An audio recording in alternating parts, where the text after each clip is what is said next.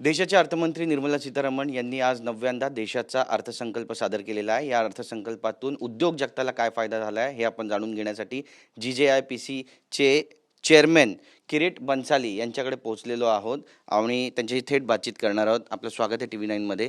जो बजेट सादर झालेला आहे त्यामुळे उद्योग जगताला किती फायदा होणार आहे आणि कशा पद्धतीने या बजेटकडे तुम्ही पाहता? प्रधानमंत्री नरेंद्र मोदी जी ने जो स्वप्न रखा है 2047 में विकसित भारत का, उस विकसित भारत को पूर्ण करने के लिए आदरणीय वित्त मंत्री निर्मला सीतारमन ने सारे कदम उठाए। GJPC की तौर से पूरे जनरल सेक्टर तरफ से मैं पूरे बजट का स्वागत करता हूं और निर्मला सीतारमन जी को धन्यवाद देता हूं।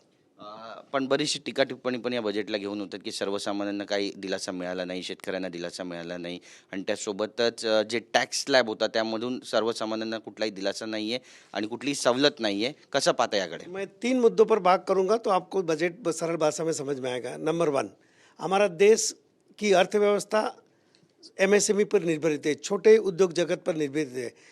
जो बड़े इंडस्ट्रियलिस्ट है वो तो अपना कारोबार कर रहे हैं। अगर पहली बार हिंदुस्तान के बजट के इतिहास में किसी MSME को, छोटे उद्योगों की चिंता करिए तो आदरणीय निर्मला सीतारमन की 7 लाख करोड़ रुपया, इतनी भारी मात्रा में 7 लाख करोड़ रुपया MSME को प्रोटेक्ट करने के लिए बजट में प्रावधान किया है। ये बताता है कि छोटे उद्योगजनों की कितनी चिंता ये सरकार कर रही है। इससे महाराष्ट्र जो कि सबसे बड़ा इंडस्ट्रियल हब रहा है, मैं ज्वेलरी सेक्टर की बात करूं तो यहाँ पर महाराष्ट्र की गवर्नमेंट की तरफ से हम एक बहुत बड़ा अत्याधुनिक ज्वेलरी पार्क बनाने जा रहे हैं। उसमें भी बहुत सारा फ़ायदा मिलेगा आने वाले दिनों में। इस वक्त जहाँ से मैं बोल रहा हूँ 98% इंडिया का लूज डायमंड का एक्सपोर्ट इसी जगह से हो रहा है। 7% इंडिया की GDP ज्वेलरी सेक्टर प्रदान कर रही है। तो मैं एक बात जो MSME को बड़ा फ़ायदा होएगा। दूसरी बात, कस्टम रिफॉर्म की हमारी जो बात थी, ईज ऑफ गवर्नेंस की, उसको उन्होंने, वित्त मंत्री ने उसको भी कवर किया है। हमने बहुत बार कहा था कि कस्टम प्रणाली में 1962 का एक्ट चल रहा है, उसमें अगर बदलाव आए गए तो छोटे उद्योग बड़ी आसानी से इंपोर्ट एक्सपोर्ट का बिजनेस कर सके, उसके लिए कस्टम रिफॉर्म की भी घोषणा की है। उसका भी मैं स्वागत करता हूँ। मुंबई से पुणे तक हाई स्पीड रेलवे कॉरिडोर की भी घोषणा की गई है। दवाइयाँ सस्ती होने वाली है, कैंसर की और डायबिटीज़ की।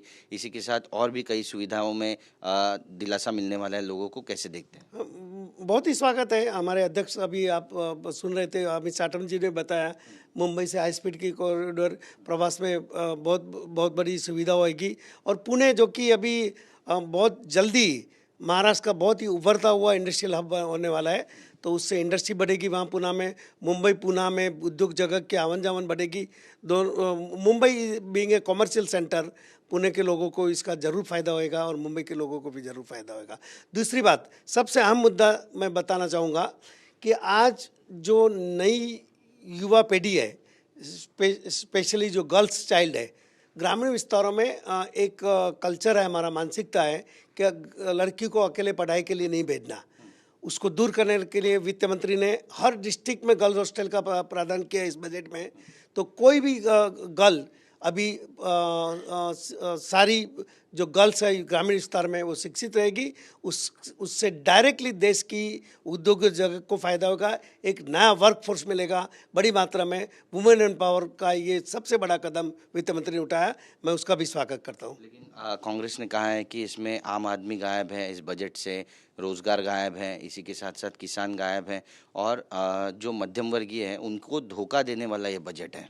मैं बताऊं, कांग्रेस ज़्यादा करके बजट का अभ्यास नहीं कर रहे। अभी उन्होंने एक पॉइंट उठाया कि इनकम टैक्स में कोई रिलीफ नहीं मिला।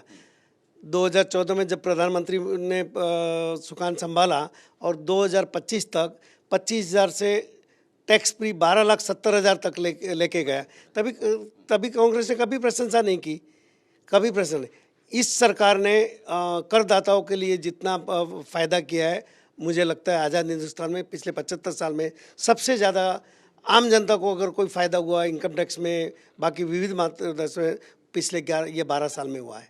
इस बजट से किन किन सेक्टर को सबसे ज़्यादा फायदा होगा?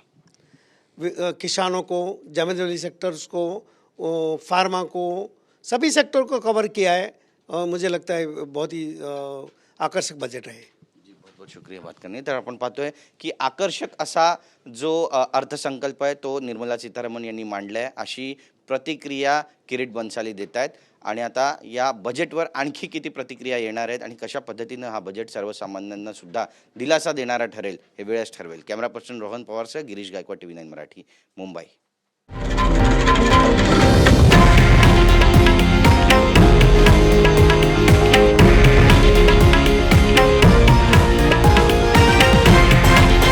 हे आहे देशातील नंबर 1 न्यूज नेटवर्क आणि आपण पाहत आहात TV9 मराठी, एकमेव.